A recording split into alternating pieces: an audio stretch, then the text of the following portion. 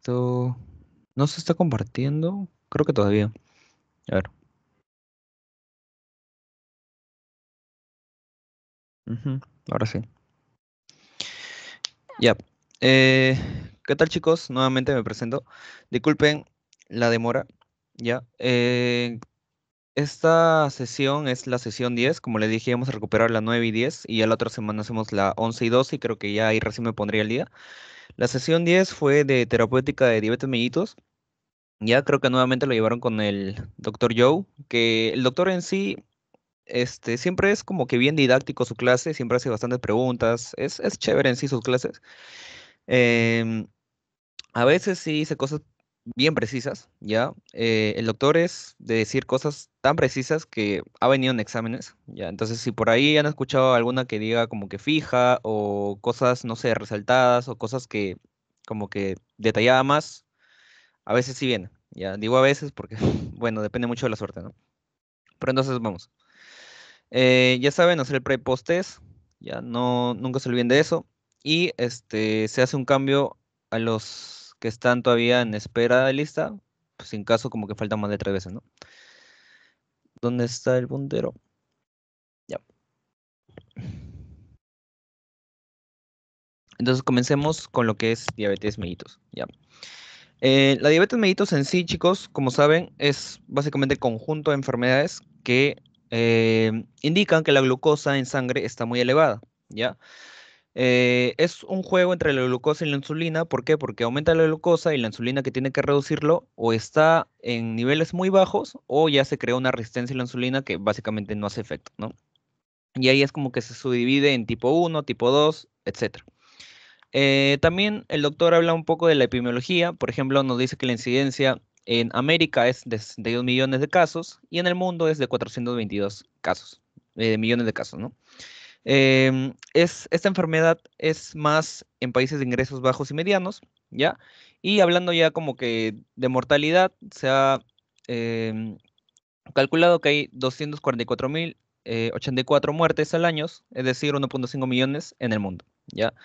Hablando de prevalencias, hay un casi 10%, ¿ya? Que ya es, o sea, fijo de casos, me refiero, o personas que van a prevalecer de esta enfermedad en aproximándose en unas décadas. Es decir, que uno de cada 10 en el 2030, 2040, etcétera, a nivel mundial, ya va a tener como que diabetes mellitus sí o sí.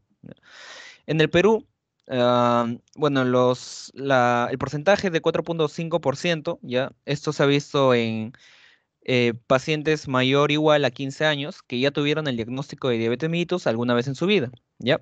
Es más predominante, por así decirlo, en mujeres que varones, ¿ya? Más o menos es de 4,8 mujeres, 4,1 en varones, pero ya está como que casi por igual, ¿no? O sea, tampoco es como que mucha diferencia. Un poco de regiones, ya se ha visto que hay más en la costa, por eso lo puse acá, que hay más, hay 5,2% en la costa, a diferencia como que de la sierra, la selva, o sea, la costa tiene más prevalencia de lo que es diabetes. Y también otro dato es que el 69,7% con diabetes mellitus tuvo tratamiento en los últimos 12 meses, ¿ya? Em, Hay todavía más específico en hombres y mujeres. Se ha visto que en hombres es 69,8, en mujeres es 69,5, es decir, no hay mucha diferencia, por eso como que lo toman por igual, ¿no? ¿Qué es este? El aproximado siempre es 69,7, ¿ya? Hay factores de riesgo tanto modificables como no modificables. Es parecido a cuando vimos hipertensión. El doctor, su clase con diabetes y hipertensión a veces son muy similares, a veces lo relacionan mucho. Entonces, hablando de factores de riesgos modificables, tenemos la obesidad. Ya creo que es el principal factor de riesgo, al menos para el tipo 2. ¿Ya? También está sedentarismo, algunas disglicemias, síndrome metabólico, la hipertensión como tal, ya el HDL bajo, etcétera. Y en no modificables ya tenemos, por ejemplo, la raza. Se ha visto más en raza negra que en raza blanca, en raza oriental, ¿ya? También depende mucho de la historia familiar, depende mucho de la edad. Mientras más edad tenga el paciente, más riesgo de que desarrolle la diabetes mellitus. Y el pico se ha visto que es 45-50 años, mayormente. También depende mucho del sexo, como lo vimos acá. A veces predomina más en mujeres que en varones, ¿ya? Por ahí va siempre el porcentaje. Si ha tenido historia de diabetes gestacional o síndrome de ovario poliquístico. Ya, eso también es como que unos factores de riesgo. Ahora sí, hablando del diagnóstico como tal, ¿ya? ¿Cómo sabemos en sí si el paciente ya tiene diabetes, si tiene prediabetes, si aún está normal, ¿ya? Existen varios tipos de pruebas, ¿ya? Todo es básicamente laboratorio. No es mucho acá la clínica lo que te va a ayudar. Acá más es lo que te ayuda es laboratorio, ¿ya? Entonces lo que le tomas es la glucosa, ¿ya? Al paciente hay que tomarle la glucosa para medir básicamente los niveles que tiene y de acuerdo a una clasificación que ya existe, vamos a diferenciarlos, ¿no? Creo que existen como que cuatro subtipos, ¿ya? Por ejemplo, está la glucosa en ayuno, ya va a decir que no comió nada, glucosa a las 2 horas postcarga, cuando ya consumió sus alimentos, ¿ya? También existe la glucosa al azar, ¿ya? Es en cualquier momento del día, y el que es el gol estándar ahora, hoy en día, ¿ya? Porque es de seguimiento y de diagnóstico, la hemoglobina glicosilada o MbA1c, ¿ya? Ese es el, creo, el más usado, el que es mejor hoy en día, y es más confiable, ¿no? Hablando ya de un diagnóstico para diabetes. Entonces, si hacemos, por ejemplo, el diagnóstico de glicemia en ayunos, ¿ya? Normal podríamos considerarlo cuando tiene menos de 100 miligramos sobre decilitro. Cuando ya tiene prediabetes, cuando, por ejemplo, el... A ver, un momento. Ya, sorry. Cuando ya tiene prediabetes, cuando, por ejemplo, el GA, o sea, es decir, la glicemia en ayuno alterada, ya es de 100 a 125. Acá en lo que es la intolerancia a la glucosa no aplica básicamente en ayunas, ¿ya? Y cuando ya decimos que tiene diabetes mellitus, ¿ya? Cuando tiene mayor o igual a 126 miligramos sobre decilitro, ¿ya? Eso es básicamente en ayuno. Si hablamos con un paciente que no está en ayuno, más bien ya comió, o sea, ya tuvo sus alimentos, normal, lo decimos de menos 140. En el caso del GA, es decir, glicemias en ayuno alterada no aplica. Más acá nos vamos a enfocar en el de intolerancia a la glucosa. Ya este va a estar de 140 a 199. Y cuando decimos que ya tiene diabetes, cuando ya es mayor o igual a 200. También existe la glicemia al azar, ¿ya? Que es esta de acá, lo puse al costadito. Y lo puse al costadito porque en sí la glicemia al azar solamente se clasifica como que en si tiene diabetes o no tiene diabetes. No podríamos clasificarlo como prediabetes, ¿ya? Entonces, para decir que al azar tiene diabetes, es mayor o igual a 200. Es igual a las 2 horas postcarga, ¿ya? Y si no tiene diabetes, tiene que ser menor a 200. Básicamente eso nomás. En el caso de la hemoglobina glicosilada, se va a medir por porcentajes, ¿ya? Normal decimos que es menor a 5.7, prediabetes es de 5.7 a 6.4 y la diabetes ya podríamos decirlo que es mayor o igual a 6.5, ¿ya?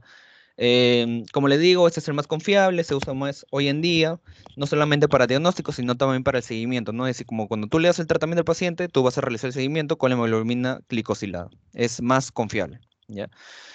Ahora, los tipos, así como que en resumen, ¿ya? En diabetes existe diabetes mellitus 1, diabetes mellitus 2, el gestacional, ¿no?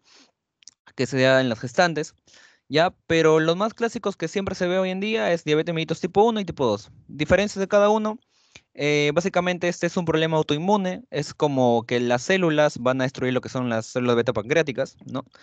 Y no se genera insulina, ¿no? O sea, hay insulina, pero muy bajo. Entonces, básicamente no hay nada que se le hacen a estos tipos de pacientes, hay que inyectarles insulina. Por eso se les dice como, o se les conoce como insulina dependientes. En el tipo 2 ya es por enfermedades que tenga el paciente, por factores de riesgo, ¿no? El más clásico, obesidad. O sea, lo principal siempre es la grasa que ocasiona esto. Y después tenemos como que otros subtipos que están en esta tablita, ¿ya? Am, yo de acá que les aconsejo que más repetía el doctor era ¿cómo se llama esto? Por medicamentos, ¿ya?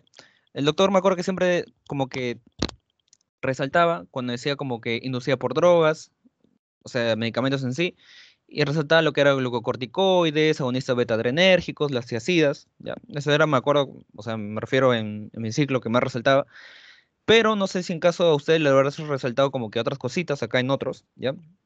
Porque en sí no venía mucho de estas preguntas acá en examen, me refiero, pero ya por si acaso, o sea, si el doctor ha resaltado algún subtipo, o sea, de otros tipos de diabetes de esta tablita, ya ténganlo en cuenta, ¿ya? Como les digo, en mi caso resaltaba más por medicamentos y otro tipo, no recuerdo en sí, más me acuerdo, como les digo, por medicamentos, ¿ya? Entonces ahí es otra cosita ahí que les diría, ¿no? Como consejo. Y se han grabado la clase mejor todavía. Síntomas que mayormente da en diabetes mellitus, ¿ya? Recuerden que los síntomas, así como por ejemplo la hipertensión, estos se van a presentar cuando básicamente el paciente ya está muy grave, o sea, su glucosa está muy elevada, o sea, más de 200, y ahí recién se va a presentar lo característico que conocemos como el 5P, ¿no? Polipsia, polifagia, poliuria, también pérdida de peso y prurito, ¿no?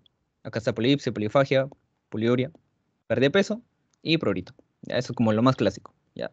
Recuerda, inicialmente no da síntomas, ya da síntomas cuando el paciente está muy grave, cuando su glucosa está muy elevada. Otros síntomas que puede presentar, cansancio, lesiones en la piel, alteraciones en sus relaciones sexuales, problemas visuales, ¿no? Como la retinopatía diabética es el más común, hinchazón de pies y manos. Ya, esos son como el más clásico. Entonces, a tener en cuenta, diagnóstico, o sea, me refiero la clasificación para prediabetes y diabetes, más confiable en la hemoglobina glicosilada. En el cuadrito de los otros tipos de diabetes, tengan en cuenta el que en todo caso más resaltó el doctor. Ya como le digo, en mi caso resaltaba más lo que era por medicamentos, así que tengan en cuenta eso. Los síntomas no se olviden también, o sea, como para reconocer el caso clínico, podría decirles, ¿no? O sea, ténganlo en cuenta. Y algún que otro dato de incidencia, epidemiología y de factores de riesgo, ¿no? Ya. Ahora, al igual que vimos, por ejemplo, en esa clase de hipertensión, ya que fue cómo se regula la presión arterial, lo mismo acá el doctor también aclara un poquito cómo se regula la glicemia, ¿no? La glucemia. Em, en sí, este es más como los mecanismos que ocurre cuando uno ya tiene la diabetes, ya, o sea, su mecanismo, o mejor dicho, su efecto en cada órgano cuando uno ya tiene la diabetes, es lo que habla en ese cuadrito. Y este de acá ya es la regulación como tal, ¿no? O sea, qué órganos participan, cómo se regula la glucosa, etcétera. ¿Ya? Acá participan casi como que 4 órganos, ¿ya? El principal de todos, siempre ya saben, el páncreas. ¿Ya? El páncreas, porque básicamente tiene las células beta pancreáticas, estas van a producir la insulina, pero también participa lo que es el hígado, la glándula suprarrenal y el sistema nervioso vegetativo, ¿ya? Entonces, ¿cómo empieza? ¿Cómo es el esquema en sí? ¿Ya? La glucosa va a estar en sangre, ¿ya? Digamos que el páncreas va a detectar cuando hay mucha azúcar en sangre o cuando hay muy poca, ¿ya? Entonces, por ejemplo, empecemos, ¿no? Si hay poca cantidad de azúcar en sangre, ¿ya? El páncreas lo que va a secretar va a ser glucagón, ¿ya?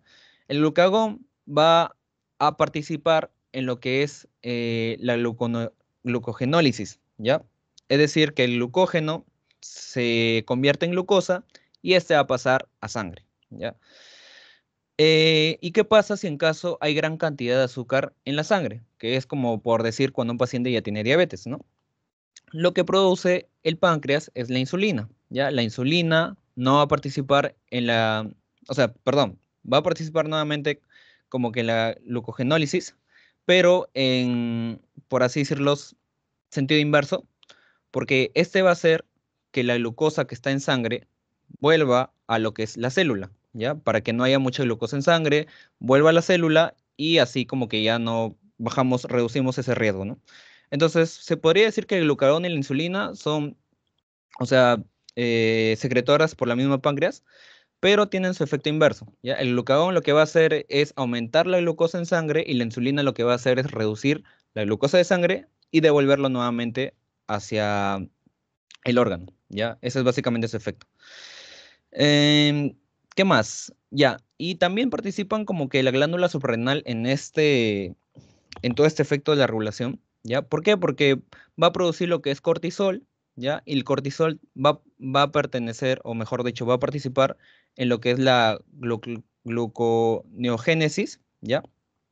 Va a participar en lo que es la gluconeogénesis, donde acá ya no es como que se extrae glucosa del glucógeno, ¿no? O sea, no va a haber esa conversión, sino va a extraer la misma glucosa de otras moléculas, como en este caso la proteína. ¿Ya? Acá debería ser la proteína, pero se tapó por casualidad por la gluconeogénesis, ¿ya?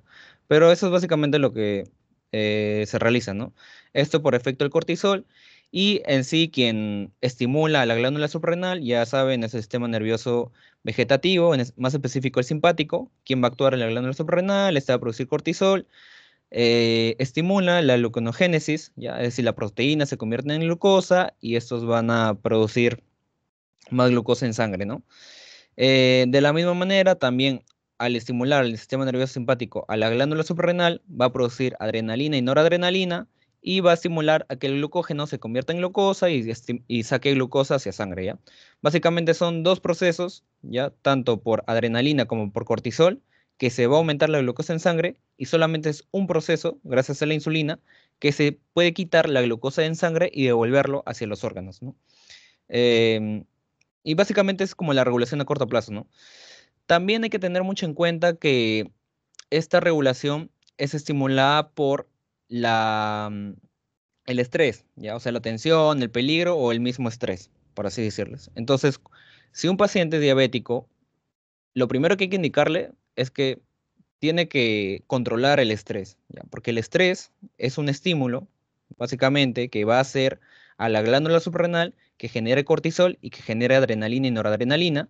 Y estos, como ya saben, son eh, dos participantes, dos agentes, que van a estimular a que la glucosa aumente en sangre. Entonces, ojo ahí también como que con ese dato. Y luego de acá tenemos como que las alteraciones fisiopatológicas, ¿ya? En la diabetes como que en cada órgano, ¿ya? Las palabras resaltadas como que en rojito o bueno, medio moradito, ¿ya? Son como que las alteraciones que va a haber cuando un paciente ya tiene la diabetes, ¿ya? En este caso, por ejemplo, hablando en tracto gastrointestinal o más en intestino delgado, puede haber un defecto del incretínico, mayor vaciamiento gástrico, absorción de carbohidratos, ¿ya? Absorción de grasa, etcétera. Y lo que está entre paréntesis son los fármacos que van a ayudar a que se pueda aliviar como que este efecto fisiopatológico, ¿no?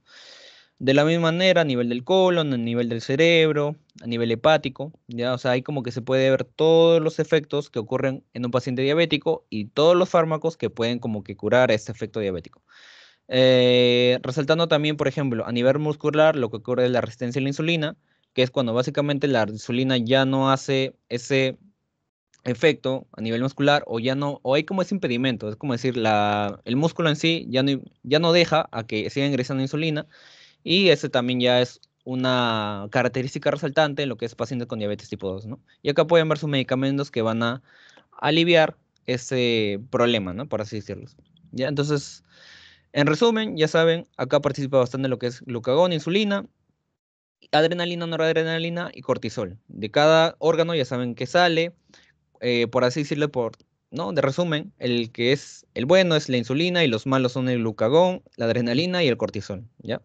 Y acá ya pueden ver sus fármacos que alivia cada efecto por alteración de la diabetes como tal, ¿ya?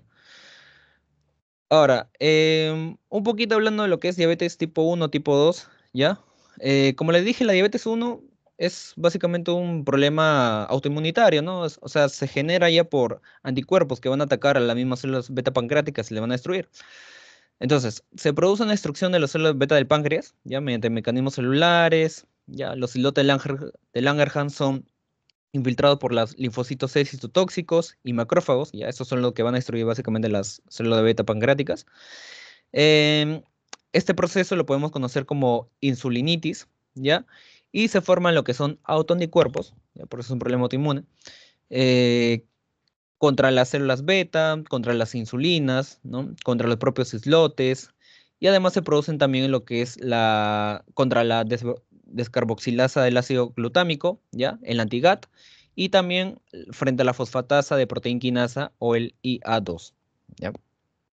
Después, hablando del diabetes tipo 2, es ya muy diferente. Acá no es un problema autoinmune, este ya es por un problema de factores de riesgo, principal la obesidad, donde, por ejemplo, ¿no? Si un paciente es obeso, tiene bastantes adipocitos, estos se van a hipertrofiar, ¿ya? Entonces acá nos habla que los adipocitos hipertrofiados del tejido adiposo blanco se hacen resistentes a la acción antilipolítica de la insulina, lo que aumenta los ácidos grasos y por tanto de su exceso a diferentes órganos y tejidos. Es decir, es como decir, un paciente que es obeso va a tener sus adipocitos hipertrofiados, ¿ya? Impide a que ingrese la insulina y más bien por aumento de estos adipocitos se va a aumentar lo que son los ácidos grasos, ¿ya? Y esos van a ir hacia los órganos, ¿no? A todos los órganos, o sea, hacia el músculo, hacia eh, el cerebro, riñones, etcétera. Va a aumentar como que el ácido graso en todos los niveles, ¿ya? Y acá nos habla un poquito como que qué sucede en cada órgano, ¿no? En el hígado está el... Ah, y perdón. O sea, todo este proceso, ya donde se acumula como que las especies lipídicas, los diglicéridos, las ceramidas, ya, van a formar en conjunto, o se va a llamar lo que es lipotoxicidad, ¿ya? Entonces, lo que va a ocurrir es una lipotoxicidad a todos los niveles. En el hígado, esta lipotoxicidad induce un aumento de la gluconeogénesis, ¿ya? Y una disminución de aclaramiento de la insulina. Hablando del músculo esquelético, la lipotoxicidad se traduce en una disminución de la captación de glucosa, ¿ya? Es decir, la resistencia a la insulina. También, ¿no? Y en el páncreas, el elevado exceso de ácidos grasos estimula la producción de insulina. En esta situación se observa hiperglucemia, ya, hiperinsulinemia también. Pero conforme transcurre el tiempo, el páncreas va perdiendo su capacidad para producir insulina y se produce una hiperglucemia e hipoinsulinemia. Es decir, todo este proceso, o sea, por la lipotoxicidad que ocurre a diferentes niveles, hablando ya del páncreas, hace que, como hay una resistencia a insulina en algunos órganos, ¿ya? Lo que entiende el páncreas es que tiene que seguir produciendo más insulina, porque dice, ah, entonces como no funciona la insulina que estoy mandando, tengo que seguir produciendo más para que recién haga efecto. Entonces sigue produciendo, y como no hace efecto, esto ya se vuelve como una cadena, pero también a su vez el páncreas como que al crear mucha insulina ya pierde totalmente su potencia, ¿ya? Y al perder su potencia ya va a generar menos insulina con el paso del tiempo, con los años, y esto induce al paciente, que es como ya lo más crítico de una diabetes, a que se genere la hipoinsulinemia, ¿no? O sea, va a haber ya baja insulina en pacientes con diabetes tipo 2. Tipo 2 es lo más común. ¿Ya? Entonces, ya saben como que un poquito las diferencias. Diabetes tipo 1 es más por autoinmunidad, los autoanticuerpos que se generan y van a atacar las células beta, pero también en diferentes niveles. Y diabetes tipo 2 es la lipotoxicidad que va a dañar a nivel sistémico, ya diferentes órganos, hígado, músculo esquelético, páncreas, y en el páncreas mismo que se genera bastante insulina, pierde su potencia y al final va a generarse poca insulina y el paciente se vuelve insulino dependiente, ¿no? O sea, en los estados más críticos. Ahora sí, veamos al actor principal de todo esto, lo que es la insulina. Ya vamos a ver algunas generalidades y también su secreción como tal, ¿no? Entonces, la insulina es una hormona polipeptídica con dos cadenas de polipéptidos y enlaces de disulfuro, ¿ya? Hablando de o sea, de que acá dice se sintetiza en forma de precursor, ¿ya? Comienza como una proinsulina, ¿ya? O sea, cuando es como que su creación, ¿no? O sea, cómo se origina, ¿ya? Entonces, esta está en forma de proinsulina.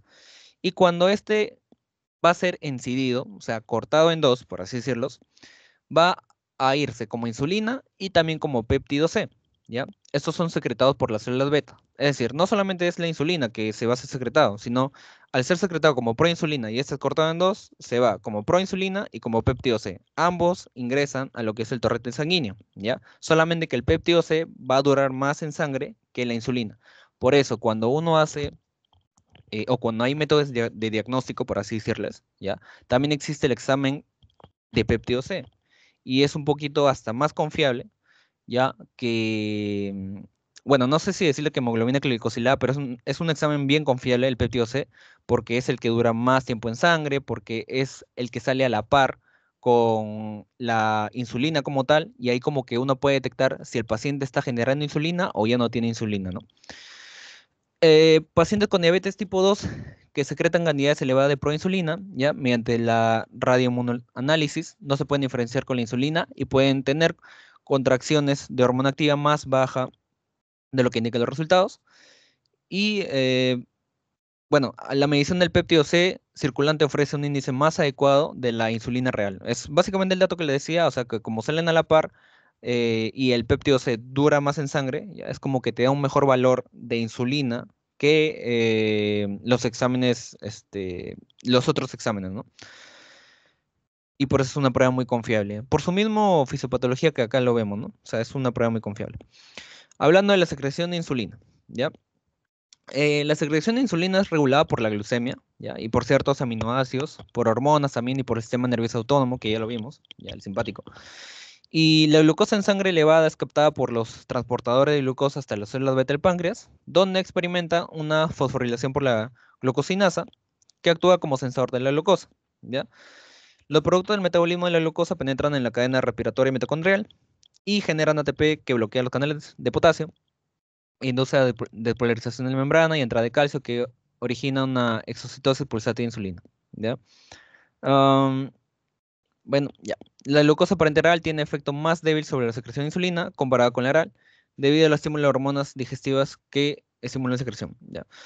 Bueno, básicamente de todo este dato, porque todo eso lo he leído antes, me quedé con estos datos que resalté, o sea que la secreción, lo que va a regular la insulina es la misma glucemia, aminoácidos, hormonas, sistema nervioso autónomo, ya, esto básicamente es su mecanismo, cómo se genera, ya, pero al final es algo, datos que uno como que ya sabe, ya, y otro dato que sí es bueno es este que dice que la glucosa parenteral tiene un efecto más débil sobre la secreción de la insulina comparada con la oral. Am, por eso como que con alimentos, o sea, cuando uno está comiendo, se genera este mayor insulina, ¿ya? Que cuando, no sé, le inyectan glucosa parenteral, ¿no? Esa es como la principal diferencia. Ya. Em, ahora, hablando de la insulinoterapia, ¿ya? O sea, básicamente a un pacientes que son dependientes de insulina, ya saben que son pacientes que son o tipo uno o son tipo 2 pero muy avanzados, ¿ya? Generalidades, la insulina se produce por tecnología de ADN recombinante a partir de cepas de coli o levaduras, o sea, es como decir cómo se origina, o sea, cómo se forma esta insulina terapia, ¿ya? Ah, también que es un polipéptido, se degrada en el aparato digestivo, se toma por vía oral, se administra generalmente por vía subcutánea o vía intravenosa, ¿ya?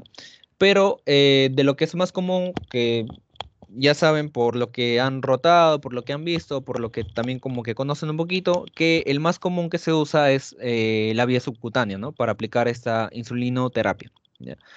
Los preparados de insulina varían principalmente en cuanto al intervalo de comienzo de la acción y la duración de esta, la dosis, el lugar de la inyección, la irrigación sanguínea, la temperatura y el ejercicio físico pueden influir en la duración de la acción de los diversos preparados, ¿ya? Y la insulina es degradada por una proteasa del hígado y el riñón, ¿ya? Hablando de hipoglucemias, de la reacción adversa más grave y frecuente, es decir, ah, ustedes mismos o sea, por lo que ya saben, ¿no? Que se genera la insulina. Recuerden que esta insulinoterapia se está aplicando porque el paciente básicamente ya no genera insulina, ¿ya? Uno de los efectos más adversos que hay cuando uno ya le aplica insulinoterapia, ya que es el último de los fármacos que puede aplicarles al paciente con diabetes, es que lo lleves a la hipoglicemia. Ya este es básicamente el efecto más adverso, porque le estás bajando la glucosa, le estás bajando la glucosa, ¿no? O sea, con la insulina básicamente le bajas la glucosa, pero puede llegar a alterarle todo esto y lo llevas a la hipoglicemia como tal, ¿ya? Puedes aumentarle de peso, puedes también con lipodistrofia, ¿ya? Es menos frecuente. Reacciones alérgicas, reacciones locales en el lugar de la inyección. Y en diabéticos con insuficiencia renal pueden ser necesarios ajustar esa dosis de la insulina, ¿ya? Entonces, básicamente yo creo que entre datos más importantes es que más popular, ya saben, es la vía subcutánea, ¿ya? La insulina segregada por el hígado y el riñón, ¿ya? También que el efecto más adverso que hay es que te lleve a una hipoglicemia, ¿ya? Acá ven otros efectos, ¿ya? Y también, ojo con que los diabéticos con insuficiencia renal debe ser ajustada la dosis de la insulina, ¿ya? Ahora vamos con el control pandreal, ¿ya?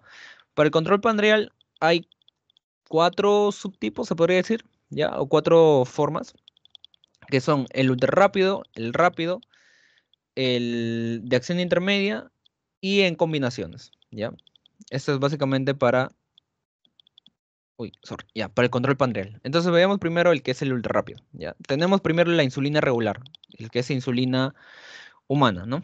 Este es un preparado de insulina, perdón, este es un preparado de insulina de zinc, ¿ya? Soluble en acción breve, Suele administrarse por vía subcutánea, ¿ya? O intravenosa en situaciones urgentes y reduce rápidamente la glicemia, ¿ya? Este básicamente es el más clásico. Por eso, cuando uno está en emergencia, o sea, cuando uno ya tiene como que esos niveles súper alterados, súper altos de glicemia, ¿ya? Se le suele aplicar este porque es el más veloz en efecto, ¿no? Tenemos análogos que es el Lispro, el Aspar y también la glulicina, ¿ya? Que se asocian a un riesgo menor que es la hipoglicemia. Es decir, si hay como que ese miedo de llevar la hipoglicemia al paciente, se puede utilizar estos análogos, ¿ya? En el caso del Lispro, difiere de la insulina regular porque acelera lo que es la absorción subcutánea, actúa más rápidamente, ¿ya? Y la concentración máxima se alcanza entre los 30 y los 90 minutos tras la inyección, ¿ya? En comparación de los 50 a 100 minutos necesarios para la insulina regular. Es decir, que este actúa como que o alcanza una concentración máxima de entre 30 a 90 minutos, ¿ya? A diferencia como que la insulina regular, que lo alcanza recién en 50 a 120 minutos, ¿ya? La acción de insulina es más breve, eso sí, ¿ya? Se administra para simular liberación pandreal, ¿ya? A la hora de las comidas y habitualmente no se utiliza sola, se administra en combinados y por vía subcutánea. En el caso del Lispro también suele administrarse 15 minutos antes de una comida, inmediatamente después de la comida, ¿ya? Mientras que la de la glulicina ya puede administrarse 15 minutos antes de una comida o durante los 20 minutos siguientes, ¿ya? En el caso del Aspar debe administrarse eh, inmediatamente antes de la comida y también puede utilizarse lo que son bombas externas de insulina, ¿ya? Entonces, de manera breve, ¿ya? La insulina regular, ¿ya? Que es la clásica, la que más usamos, ¿ya? Se administra por vía subcutánea, ¿ya? Es creo que el más usado, como le digo. Su tiempo en concentración máxima es de 50 a 120 minutos, ¿ya? Pero si queremos usar análogos que no tengan ese riesgo de hipoglicemia, ya tenemos el Lispro, el Aspar, el glulicina. Acá nos da más dato de lo que es el Lispro, ya que es de acción de insulina, su acción de insulina es más breve, su concentración máxima es de 30 a 90 minutos, también es por vía subcutánea, ¿ya?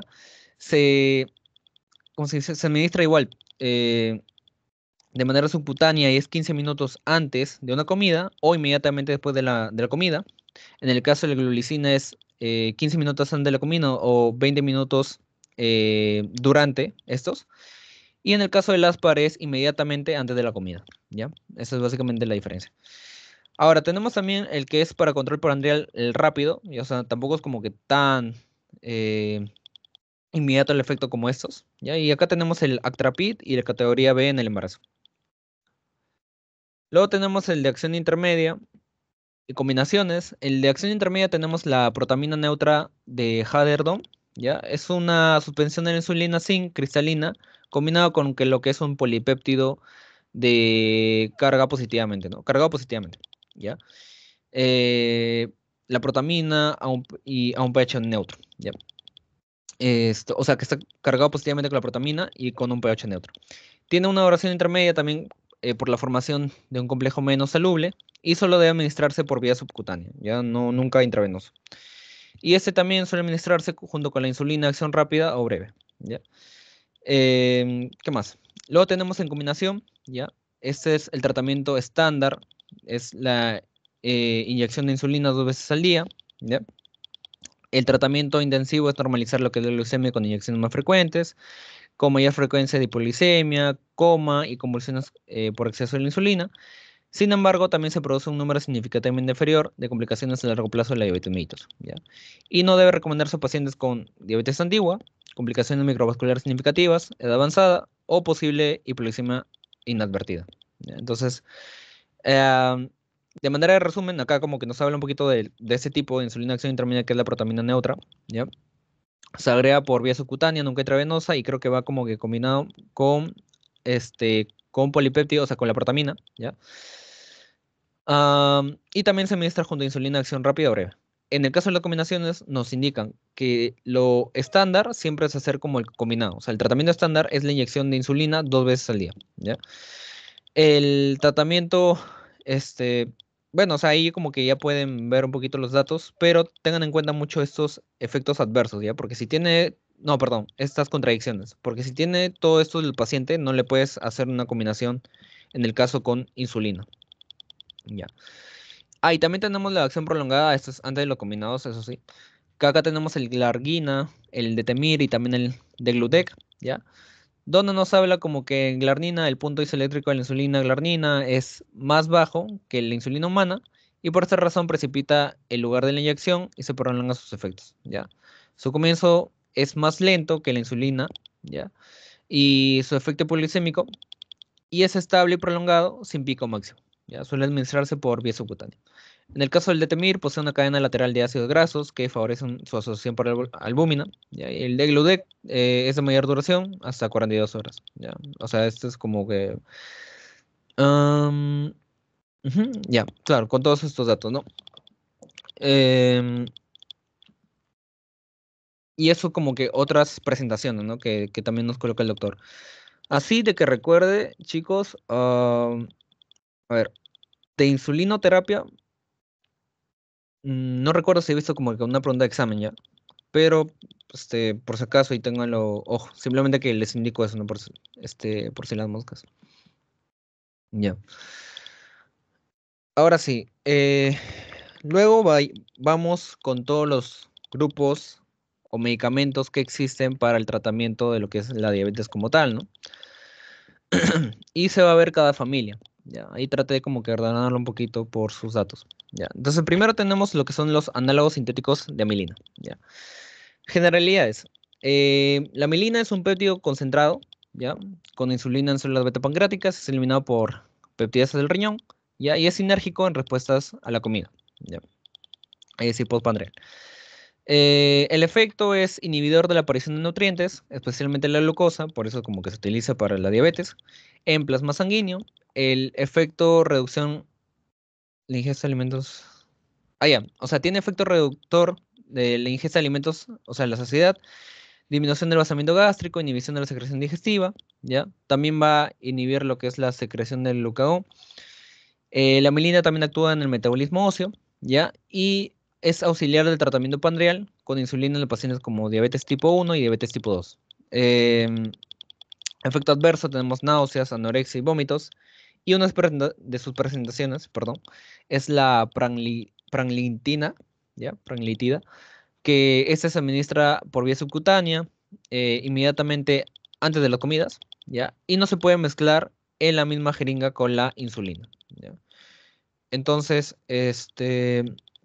así datos más resaltantes es que se administra vía subcutánea, o sea, el pranlitida básicamente también es un análogo sintético de la mielina, ¿no? O sea, es una presentación. Por eso nos indica, se administra vía subcutánea, ¿ya? Inmediatamente antes de las comidas, ¿ya? Nunca hay que mezclarlo con las insulinas, ¿ya? Mucho ojo con este porque este es para el tratamiento tanto de diabetes tipo 1 como tipo 2, ¿ya? O sea, es un buen fármaco, ¿ya? Y, y sus efectos adversos, ¿no? También como que tenganlos en cuenta, ¿ya? Después tenemos los secretagogos de insulina, ¿ya? En este caso vamos a hablar del sulfonilurias, ¿ya? En general de la familia secretagogos, ya tiene mayor probabilidad de respuesta en pacientes que desarrollan diabetes mellitus después de los 40 años y con una enfermedad inferior a los 5 años, ¿ya? Presentación tenemos, a ver, lo de segunda generación como el glibenclamida, glibipicida, glibenclamida y el licacida, ¿ya? Dentro de la farmacodinamia es que en las células beta del páncreas bloquean los canales de potasio sensibles de ATP, disminuyen también la producción de glucosa en el hígado, aumenta la sensibilidad periférica a la insulina, y la glicacida, o sea, acá nos ya habla de una presentación, genera menor proporción de hipoglucemias, ¿ya? Un menos 50%. Es decir, hablando de los secretadores de insulina, el que es menos hipoglucemiante, ¿ya? O va a generar menos este efecto, es la glicacida. ¿Qué más? Ya, farmacocinética, se metaboliza en el hígado, secreta por el hígado del riñón y dura 24 horas el efecto. ¿Ya? Como efectos adversos, hay una tendencia a producir lo que es aumento de peso, hiperlicinemia, hipoglicemia, ¿ya? Tenemos que tener precaución en los pacientes con insuficiencia hepática renal, ¿ya? Y la glibenclamida atraviesa poco la placenta y puede ser una alternativa razonable a la insulina en diabetes gestacional. A ver, un momento, no sé si estoy... Sí, está bien.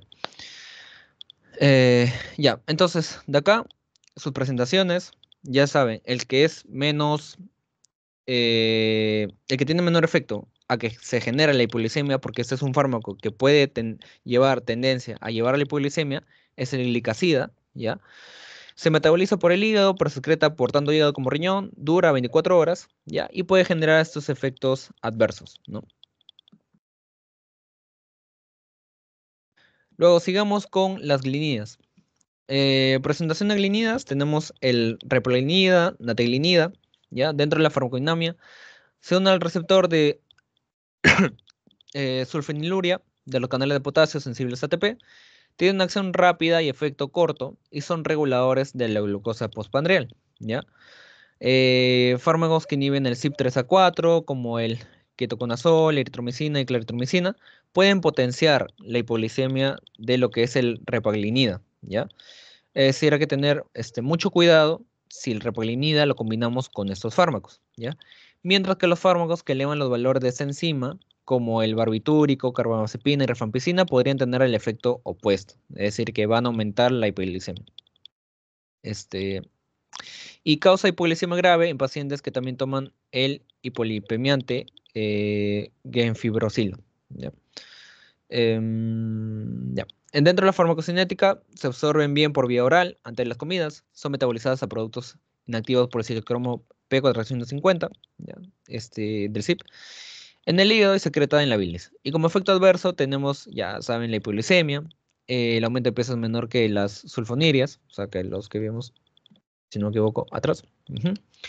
Entonces, datos que yo veo más relevantes es que este es un fármaco que regula la glucosa postprandial, ¿ya? Hay que tener mucho ojo con la combinación que hacemos con este fármaco, es decir, con la ripaglinida, porque si lo combinas con los inhibidores del CYP, ketoconazol, litromicina, clietromicina, puede llevar la tendencia a la hipoglicemia, y si lo combinas con carbamazepina, barbitúricos, rifampicina, hace lo contrario, ¿ya? O sea, aumenta la glicemia. Eh, Eso de aquí no creo, pero esto de aquí sí, ya, o sea, tengan en cuenta que la glinidas lleva a la hipoglicemia y em, su aumento de peso es menor que las sulfonurias.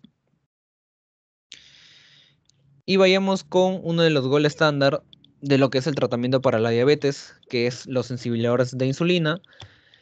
También específico en este es la metformina. Ya, este es el mejor fármaco, creo que se aplica hasta el día de hoy y ya de hace tiempo. Efecto que produce la metformina: aumenta la captación y utilización de la glucosa en los tejidos blancos, ¿ya? Va a disminuir la que es la resistencia a la insulina, ¿ya?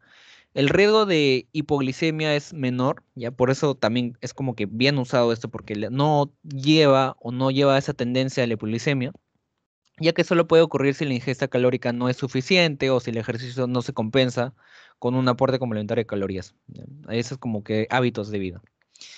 Farmacodinámica de de la metformina, ya es el descenso de la producción hepática de glucosa, principalmente por inhibición de neoglucogénesis, perdón. Eh, También enlentece lo que es la absorción intestinal de los azúcares y mejora la captación y utilización periférica de la glucosa, y reduce discretamente lo que es la hiperlipidemia 4 o 6 semanas de haberse iniciado el tratamiento. Los pacientes adelgazan a menudo por la pérdida de apetito, ya, esto sí es como con un efecto adverso, o sea, la metformina tiende a quitar el apetito en el paciente y puede utilizarse sola o en combinación con otros propios activos con insulina, ¿ya? Pero ahí más adelante vamos a ver cuándo se aplica como que sola o cuando ya utilizamos una combinación. Farmacocinética de la metformina: se absorbe bien por vía oral, no se une a la proteína sérica si no se metaboliza, la excreción se realiza por la orina. Y como efectos adversos, acá también como que lo resalté, ¿ya? Genera, por ejemplo, el tipo digestivo, diarreas, dispepsia, etcétera, ¿ya? Y es contraindicada, o sea, no hay que usar la metformina, ¿ya? En pacientes diabéticos con patología renal, ¿ya? Donde su tasa de filtrado glomerular sea menos de 30, ¿ya? O pacientes con problemas hepáticos graves, ¿ya? También infartos agudos de miocardio, infecciones graves o cetoacidosis diabéticas. Es decir, en los casos clínicos, ¿no? Por eso como que hay que resaltar bien los efectos adversos de cada familia, chicos, porque en los casos clínicos, obviamente les va a venir con estos efectos adversos, es decir, le puede venir un paciente con insuficiencia renal o con problemas hepáticos, etcétera.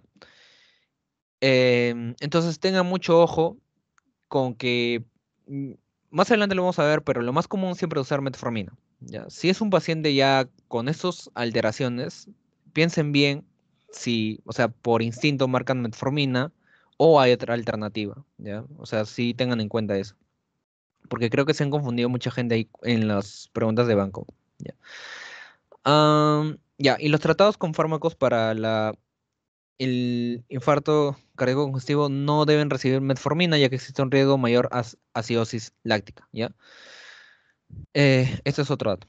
En raras ocasiones se produce una acidosis láctica potencialmente letal. La administración prolongada puede diferir en la absorción de vitamina B12 y es eficaz en el síndrome de ovario poliquístico, ¿ya? Puede facilitar la ovulación, posiblemente el embarazo. Entonces, datos más importantes, los efectos adversos de o mejor dicho, la contraindicación, ¿ya? De la metformina, que es uno de los mejores, ya porque no va a llevar la hipoglicemia, o va a llevar, pero en muy pocos casos, ¿ya? Y, ah, ¿qué más? Bueno, que se metaboliza, se excreta por la orina, buen envío oral. De acá no me acuerdo. Pues, ya, y tiende a quitar el apetito.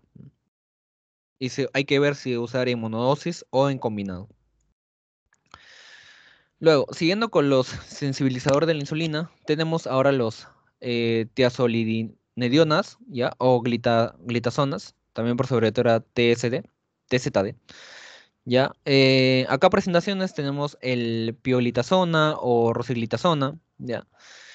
Farmacodinámica de estos fármacos es que es dirigido al receptor hormonal nuclear activado por el profilador de las peroximosomas, ¿ya? Que regulan la producción de adipocitos, la secreción de ácidos grasos y el metabolismo de la glucosa, y aumenta la sensibilidad a la insulina en el tejido adiposo, en el hígado y también en los músculos esqueléticos, ¿ya?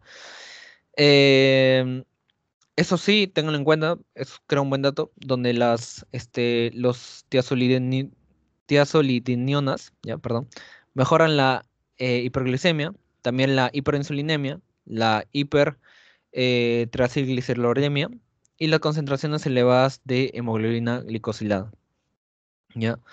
En el caso de esta presentación, que es el larosiglitazona, ya, va a aumentar las concentraciones de LDL y las concentraciones de HDL aumentan con ambos fármacos. ¿Ya? También que la rosiglitazona no se recomienda debido a la preocupación acerca de los efectos adversos cardíacos, ¿ya? Es decir, este es el menos usado, y en el caso del la rosiglitazona va a aumentar el LDL y el HDL va a aumentar con ambos, tanto con la TSD y el laroglitazona, ¿no? Eso también son como efectos adversos que hay que tener en cuenta.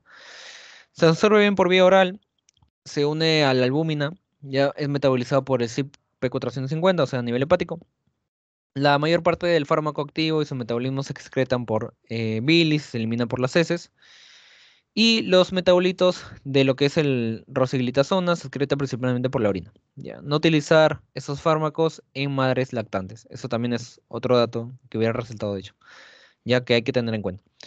Efectos adversos, muy pocos casos de toxicidad hepática, aumenta el peso debido a la capacidad de las TZD para aumentar la grasa subcutánea o retención hídrica. Y esas también se han asociado con osteopenia e incremento de lo que son el riesgo de fracturas. ¿Ya? O sea, con mayor razón, si es un paciente con osteoporosis o pacientes mayores, hay que tener mucho en cuenta esto, o sea, este fármaco. Otros efectos son como cefalea y la anemia. ¿Ya? La TZD reduce lo que son las concentraciones plasmáticas, ¿ya? De los anticonceptivos que contienen estrógenos.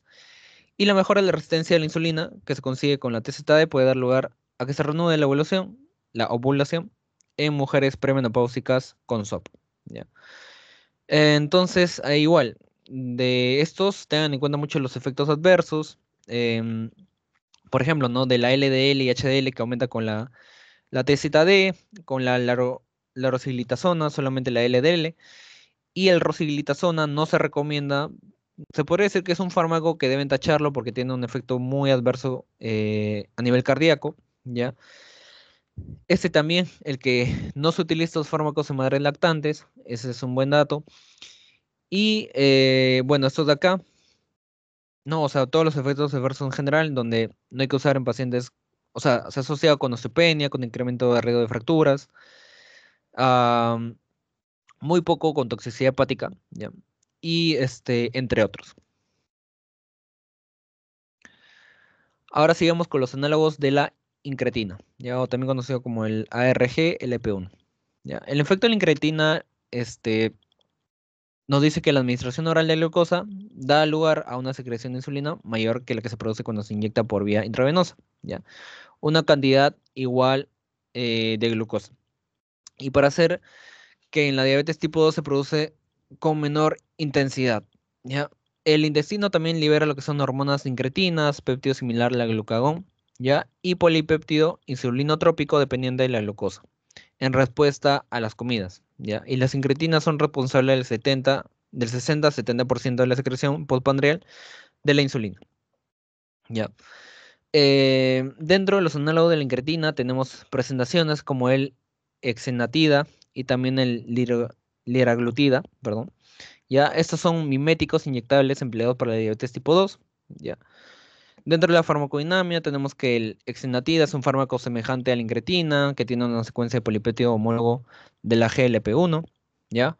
Mejora lo que es la secreción de insulina dependiente de la glucosa, enletece el vaciado gástrico, disminuye la ingestión de alimentos, reduce la secreción postprandial de glucagón y promueve la proliferación de células beta, ¿ya? Se reduce el aumento de peso y la hipoglicemia postprandial, así como las concentraciones de hemoglobina glicosilada. Hablando de la farmacocinética, su administración es vía subcutánea, ¿ya? También nos dice que la liraglutida se une con fuerza a la proteína si tiene semilla prolongada, lo cual permite la administración una vez al día sin importar las comidas. Y la exenatida se elimina principalmente por filtración glomerular y tiene semivida mucho más corta que de inyectarse 2 veces al día en los 60 minutos previos a las comidas en la mañana y la noche, ¿ya? Como efecto adverso tenemos las náuseas, los vómitos, la diarrea y el estreñimiento. Y los pacientes pueden producir anticuerpos contra estos fármacos, aunque la mayoría de los casos no se reducen su eficacia ni aumentan los efectos adversos, ¿ya? Está vinculado también con la pancreatitis, ¿ya? Y la liraglutida produce tumores tiroideos de células C en ratones, ¿ya? Entonces, recuerden su presentación de los análogos de incretina, ¿ya? Porque los análogos de incretina son uno de los principales que se utiliza en el esquema que ya vamos a ver, ¿ya? Recuerden mucho sus efectos adversos. En todas las familias que vamos a ver, chicos, recuerden bastante los efectos adversos porque es algo que les va a ayudar con los casos clínicos, ya creo yo. Ya, bueno, al menos a mí no me vino tantos casos cuando yo mi examen, pero de los bancos que he visto, sí, ahí era lo que te hacían jugar con las preguntas. Ya. Y así. Otro de los fármacos que es muy conocido y también va a ir en el esquema clásico que se da al paciente es inhibidores del DPP4, ¿ya? Acá tenemos dos presentaciones, la sitagliptinina, no, sitagliptina, perdón, y la saxagliptina, ¿ya? Farmacodinamia de estos dos es que inhiben la enzima del DPP4, ¿ya? Es responsable de la activación de hormonas incretinas como el péptido glucanoide 1, ya, o sea, el GLP-1, y la prolongación de la actividad de las incretinas eleva lo que es la liberación de la insulina en respuesta a los alimentos y reduce la secreción inapropiada del glucagón, ¿ya? Hablando de la farmacocinética, se absorbe bien por vía oral, ¿ya? El alimento no afecta el grado de absorción. La mayor parte de una dosis de sitagliptina se excreta sin cambios en la orina. La saxagliptina se metaboliza a nivel hepático, ¿ya? Y la principal vía de eliminación de saxagliptina y el metabolito es renal. Ya, hay que hacer un ajuste de dosis en el caso de pacientes con difusión renal. Efectos adversos puede causar una nasofaringitis, una cefalea. Ha ocurrido pancreatitis con el uso de sitagliptina, hay también como que mucho ojo. Y los inhibidores fuertes de CYP450, como el nelfinavir, atazanavir, ketoconazol y claritromicina, podrían elevar la concentración de saxagliptina. Ya. Entonces, de la misma manera, recuerden más su efecto adverso, ¿ya? Por ejemplo, que produce nasofaringitis, cefalea. También hay muchos fármacos que hemos visto que genera pancreatitis, entonces hay como que mucho ojo también. O sea, recuérdenlo o traten de relacionar todos esos. Y ya, a ver. Otro que es muy usado, a ver, es el inhibidor de la SGLT2. Ya. Ahí ya vamos como que tres fármacos que son muy usados, o sea, es el análogo de incretina, el inhibidor del DPP4, el SGLT2, y si no me equivoco, o sea, los que son más peleados, ya, es estos, o sea, uy, no funciona. El inhibidor del DPP4 y SGLT2, ya, hay como que ya o sea, una pelea de quién es el mejor fármaco reemplazando a lo que es la metformina, porque cuando veamos las recomendaciones, no me acuerdo si dice como que DPP4, pero actual, o sea, cuando yo llevé el curso, recuerdo que el doctor hacía un énfasis porque decía que la SGLT2 ya había superado al DPP4, me parece. Ya. Entonces, hablando de este fármaco, ya el 90% de la glucosa filtrada se reabsorbe en el transportador SGLT2, ya, en el TSP, en el tubo contorneo proximal, y el 10% restante por el transportador es el GLT1 en el segmento recto del TSP descendente, ¿ya? Cuando la carga de glucosa excede ya los 220, ya que es el umbral de glucosa, comienza a aparecer en la orina, ¿ya? Y los diabéticos presentan mayor presión de SGLT2 y de GLUT2, ¿ya? Ese también es un dato importante. Acuérdense mucho del umbral de glucosa, porque básicamente es ya... el umbral de glucosa sirve principalmente para saber que cuando el paciente ya presenta síntomas es porque ya superó esta cantidad, este índice, ¿no? Presentaciones de la SGLT2, podemos tener la empagliflozina, la canagliflozina y también la dapagliflozina, ¿ya? En farmacodinamia se inhibe el cotransportador de la N-glucosa tipo 2, ¿ya? Y otros efectos es como un hipotensor, protección miocárdica, diurético leve, reducción de microalbuminuria, ¿ya? Y también puede reducir lo que es el riesgo potencial de complicaciones micro y macrovasculares, ¿ya? Hablando un poco de su farmacocinética, ¿ya? La glifosina se absorbe rápidamente por vía oral, en promedio de 1 hora.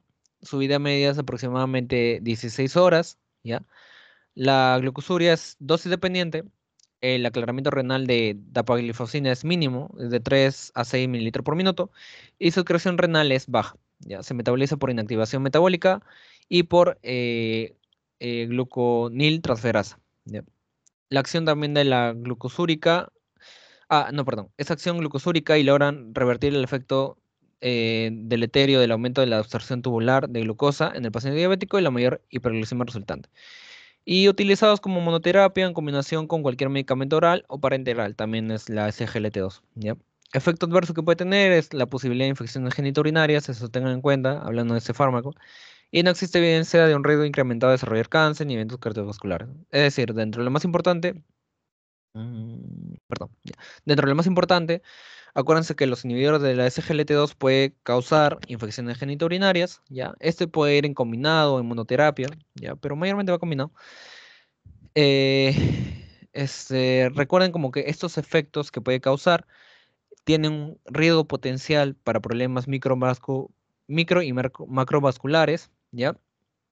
Y, ¿qué más? Y bueno, sus datos así como farmacocinéticos también.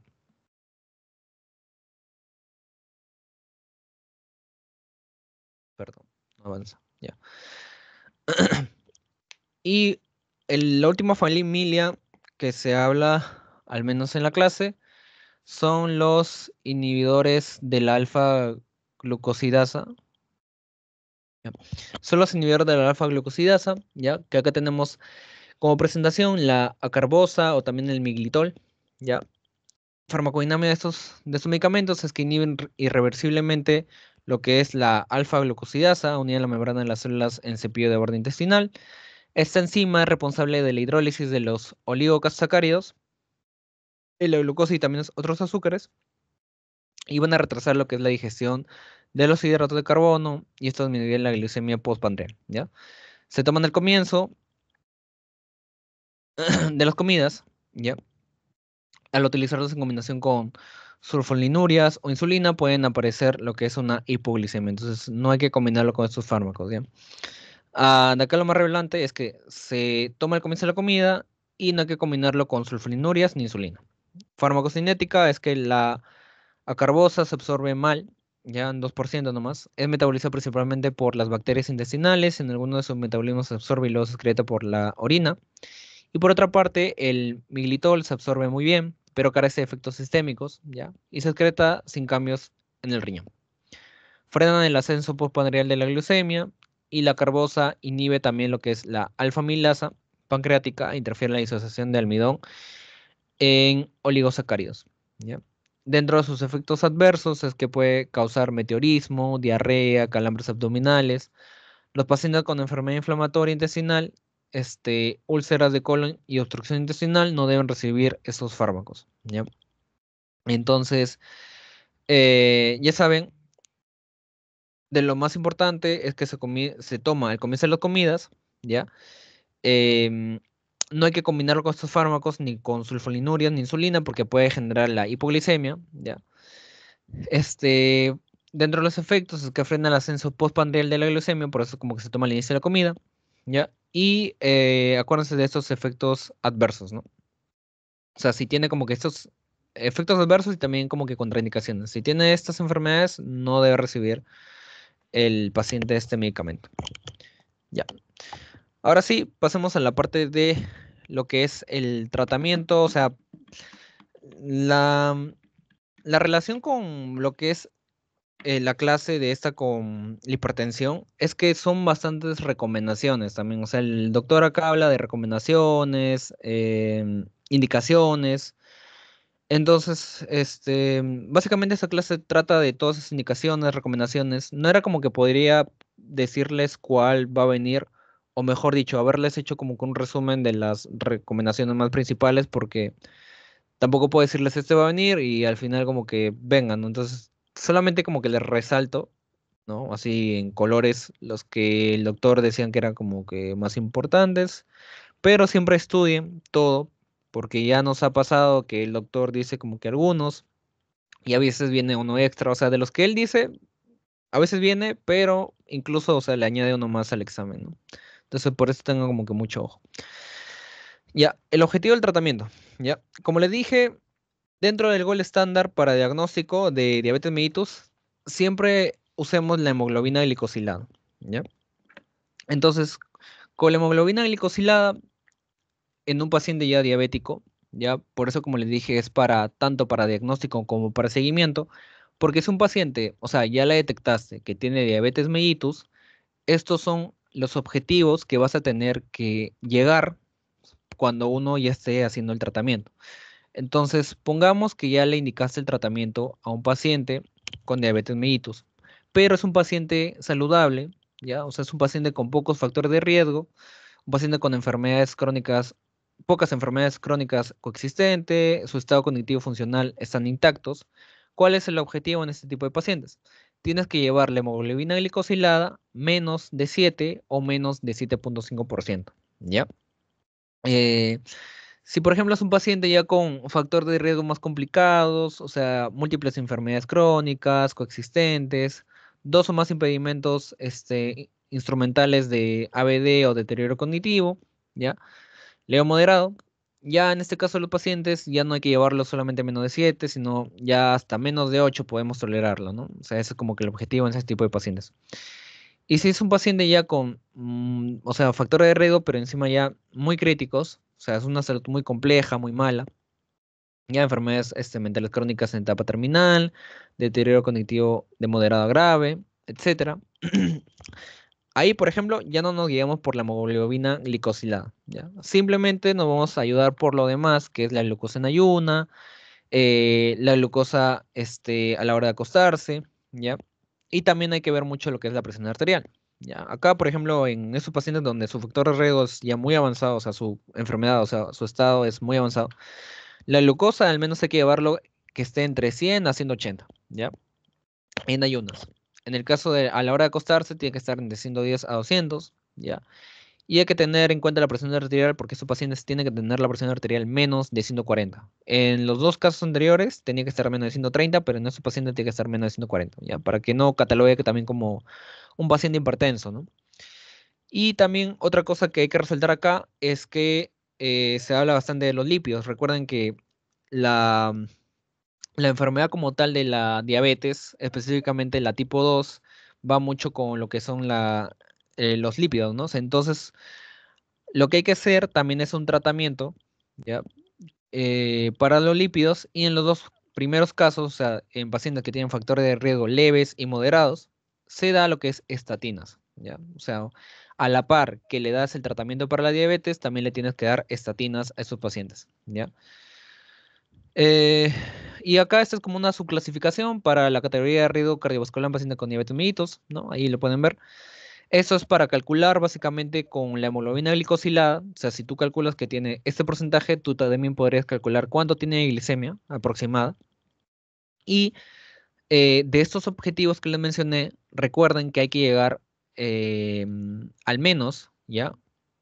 En 3 a 6 meses. ¿Ya? Ese es un dato también muy importante que lo vamos a ver en las recomendaciones. ¿Ya? A ver, son una, dos, C. Ya. Entonces tenemos las recomendaciones de diabetes tipo 2, ¿ya? Es así similar a como cuando lo vimos en hipertensión, ¿ya? Porque habían como que algunos que eran como recomendaciones, son recomendaciones siempre A, B y C o de acuerdo al consenso, ¿ya? Yo les sugiero bastante que sobre todo estudien los que son recomendaciones A, porque son como que los que sí o sí se debe hacer en el paciente, ¿ya? Pero como de ahí como que algunas preguntas de banco, sí, el doctor ha preguntado recomendaciones B también, ya, pero sobre todo estudiarían la A, eso es lo que podría sugerirles. Entonces, desde las recomendaciones se debe iniciar tratamiento farmacológico al momento del diagnóstico, simultáneamente con el inicio de la modificación de estilo de vida, ¿ya? Eso sí, es como le digo, como la hipertensión, recuerda que cuando le damos el fármaco siempre se debe modificar el estilo de vida, eso ya está preestablecido. En lugares donde se disponga un programa estructurado, intensivo y válido para lograr cambios efectivos del estilo de vida a corto plazo, se podría aplazar la monoterapia hasta la siguiente medición de la hemoglobina glicosilada, máximo 3 meses, iniciándola solo en aquellos pacientes que no logran alcanzar la meta en ese momento o la pierdan posteriormente. Quiere decir que en pacientes, yo creo, muy desarrollados, ¿ya? Donde ya están muy establecidos como que ese manejo sin medicamentos, ya nos dice que podríamos, o sea, no, aún no dar medicamentos y con estilo de vida podríamos tratar a este paciente, ¿no? Pero hablando de Perú, eso no, no es lo recomendable. Se debe iniciar monoterapia con metformina, ¿ya? Recuerden, el fármaco con el que siempre debemos empezar, ¿ya? La terapia. O sea, como monoterapia o terapia combinada va a ser metformina, ¿ya? Y recuerden los efectos adversos de la metformina. No se da en pacientes con hepatotoxicidad, problemas creo también de coronarios, si no me equivoco, pacientes con insuficiencia renal. Ya tengan mucho cuidado con estos porque no le podemos dar metformina, ¿ya? Y acá también nos dice, pues, ¿no? O sea, se inicia metformina mientras el paciente no esté inestable, ¿ya? Como una hiperglucemia extrema, cetosis o pérdida rápida de peso, ¿ya? Es recomendación no. Los principales efectos adversos de metformina son de tipo gastrointestinal, ¿ya? Sí lo vimos que causa diarrea, dispepsia, y por ello se debe administrar en dosis ascendentes partiendo desde 500 miligramos al día en general hasta llegar a las 2000. Es decir, se comienza con 500 y ya dependiendo de cuál sea el caso, podemos hasta incrementarlo hasta 2000, ¿no? Poco a poco. Otro efecto que hay que vigilar de la metformina es la deficiencia de vitamina B12, ¿ya? La metformina de liberación extendida, el XR, puede mejorar la tolerancia gastrointestinal. Y en el caso de metformina no se puede tolerar o esté contraindicado, ¿ya? Se puede iniciar el manejo con otro antidiabético oral, ¿ya? Acá, por ejemplo, nos recomienda el inhibidor de la DPP4, ya es como la mejor alternativa porque no aumenta el peso y tiene poco riesgo de hipoglicemia. También lo vimos, me acuerdo. Pero, como les digo, el doctor creo que resaltaba de que ya incluso los inhibidores de la SGLT2 también van por ahí su potencial, o sea que podríamos hasta darles inhibidor de la SGLT2 porque ya actualmente son mejores. ¿Ya? Simplemente que hablando de recomendaciones, nos dice esto, ¿no? Hablando de recomendaciones de la terapia combinada, ¿ya? ¿Cuándo se da ya una terapia combinada? Cuando los pacientes diabéticos son recién diagnosticados con hemoglobina glicosilada mayor a 8%, ¿ya? Con metformina y otros antidiabéticos orales. Es decir, siempre se va a combinar la metformina con los otros antidiabéticos, inhibidores del SGLT2, IPP4, etc.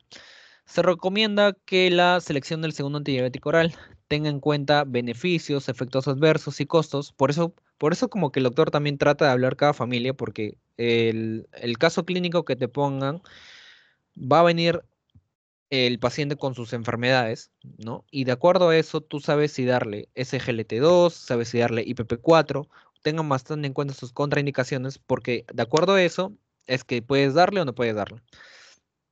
¿Qué más? Ah, ya.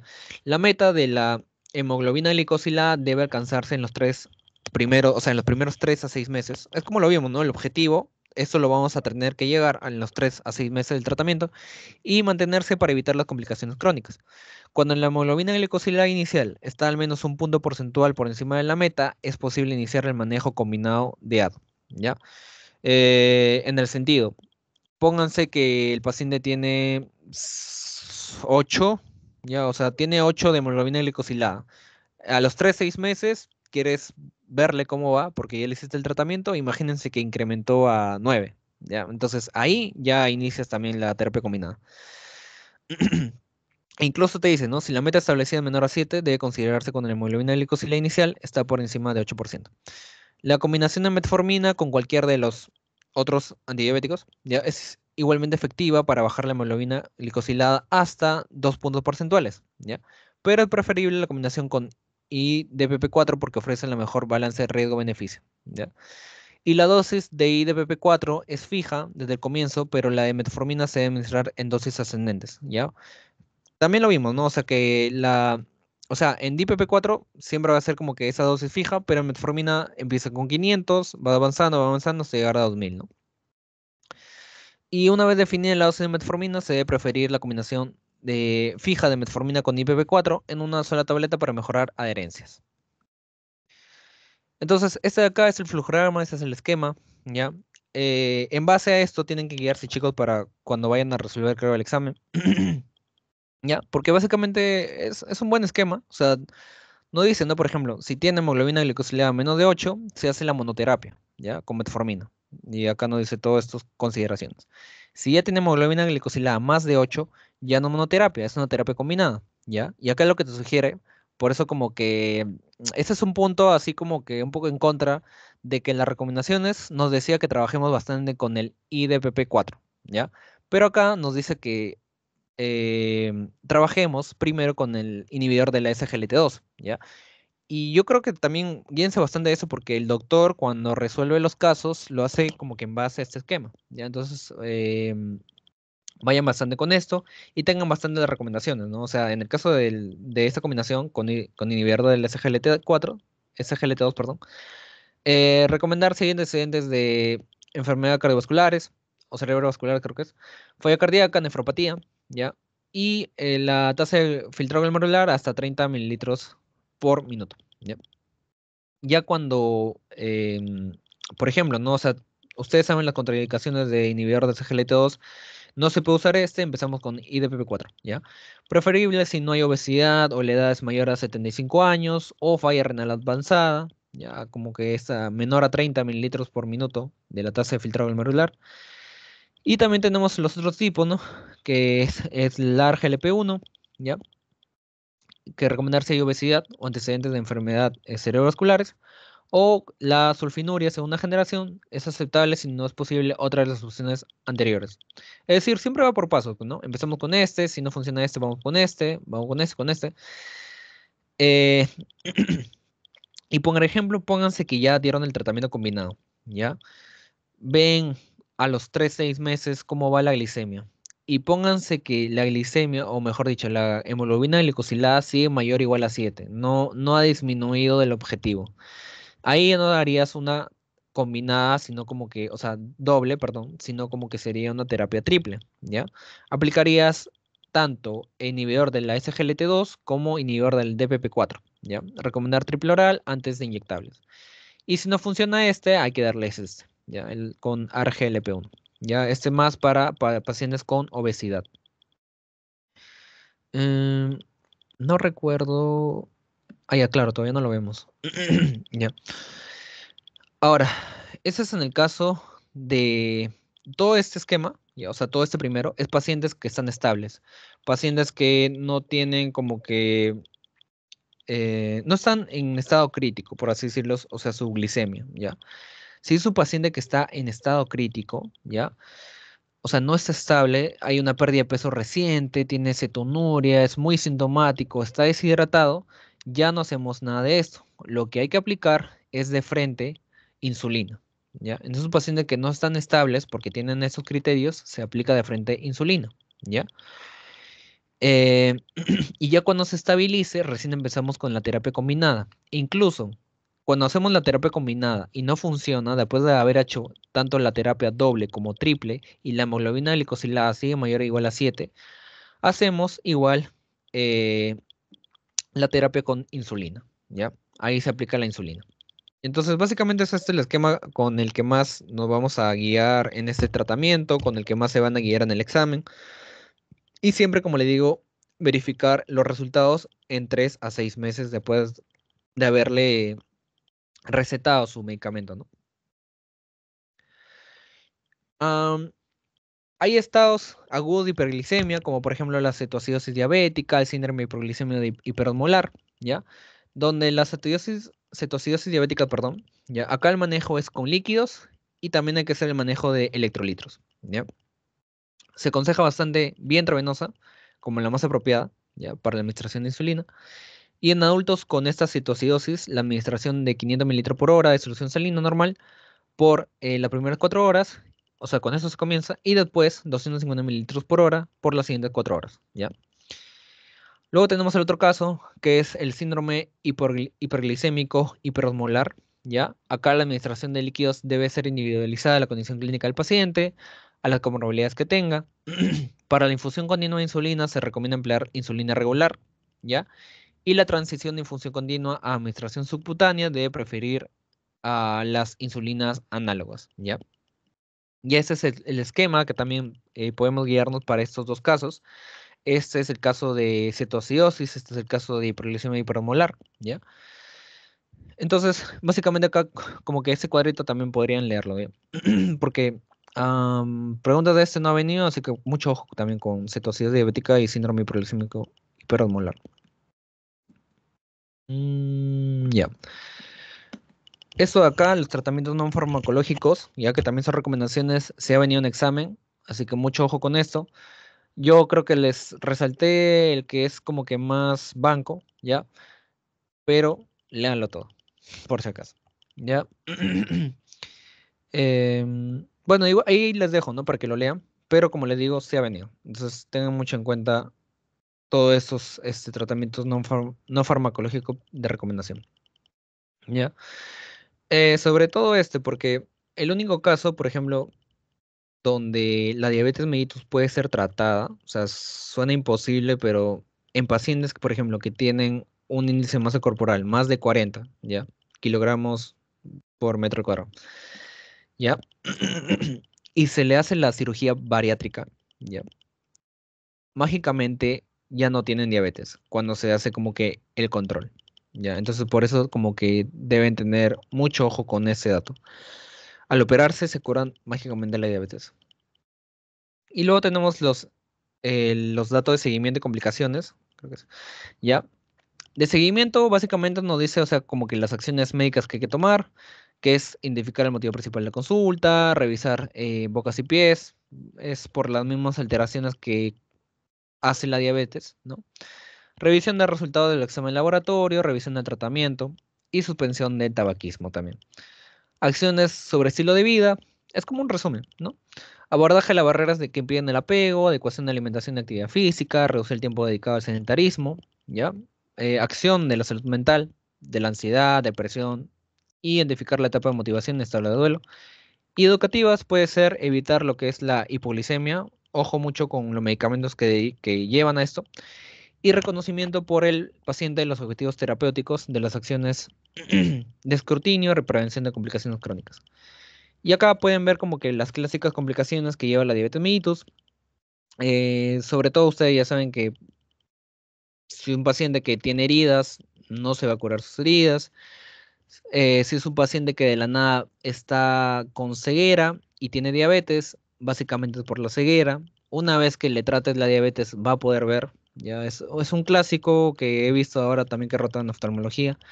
Puede alterar los riñones porque alteran la presión arterial, el corazón también, a nivel cerebral y también neuropático, ¿no? Entonces, eso fue em, un poquito en resumen, chicos, lo que es esta sesión 10 de terapéutica de diabetes mellitus. Ah, he tratado de hacerlo como que, o sea, el problema de este tema es que no veía como que algún dato que no pueda ir en la diapo y por eso se ve como que mucho texto, ¿ya? Pero siempre traten de centrarse, como les digo, en los medicamentos, en las familias, los efectos adversos y contraindicaciones, ¿ya? Porque eso les va a ayudar al momento de los casos clínicos, qué fármacos pueden dar o cuáles no. Siempre háganlo con este esquema de acá, ¿ya? Sé que en las recomendaciones veía mucho que la metformina en combinación va primero con el IDPP4, ¿ya? Eh, sí, es muy común, pero ahora hoy en día parece que ya no tanto, sino se trabaja más con inhibidor de la SGLT2, ¿ya? Recuerden, terapia combinada es cuando la hemoglobina glicosilada es mayor a 8%, si es menor es en monodosis con metformina siempre.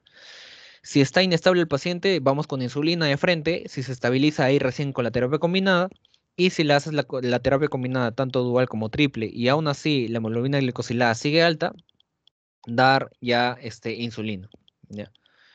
Y así, chicos, básicamente es eso. No sé si hay alguna consulta, un dato que no, tal vez quede en duda, no se entiende.